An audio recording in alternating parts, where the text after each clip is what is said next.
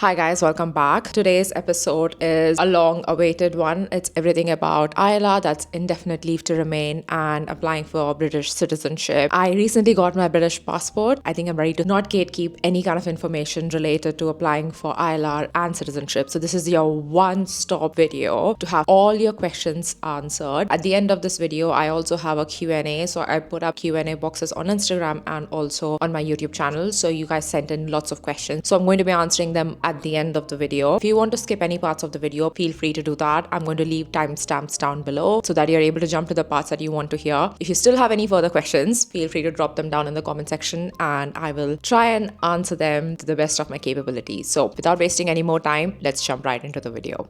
If you see me looking at my phone, that's because I've got all the information so that I don't miss any crucial important parts. Alright, so right off the bat, first is what is ILR? ILR stands for indefinite leave to remain, and what that means is that it grants you the permission to live, work or study in the UK without any visa restrictions. So essentially you can enter and exit UK without the need of any visa, and your working situation in the UK is not tied to any employer. So what is the eligibility criteria to apply for ILR? If you're somebody who is on a tier 2 visa and has been on a tier 2 visa for the last 5 years, then you're eligible to apply for ILR. Or you're somebody who's been on a dependent visa for the last 5 years, then again you're eligible to apply for it. Most of the healthcare workers fall in this category of being on a tier 2 skilled worker visa or on a dependent tier 2 skilled worker visa. Then if you have a tier 1 visa, which is an entrepreneur visa, basically somebody who has set up business in the country, you can apply for ILR after 2 to 3 years, so you don't have to wait through the entire duration of 5 years. The next category is if you have an innovator, founder or a global talent visa, which again the wait is for just 3 years, don't have to wait for 5 years. I personally know somebody who worked at Google and was eligible to apply. The company, which is Google, also supported them. They didn't have to wait for 5 years on a tier 2 skilled worker visa to apply for ILR. And finally, the long residence permit, which is that if you've lived in the UK for the last 10 years, then you're eligible to apply for ILR. Alongside the duration of living in the UK, you also need to meet the financial requirements, which is that as per the latest guidelines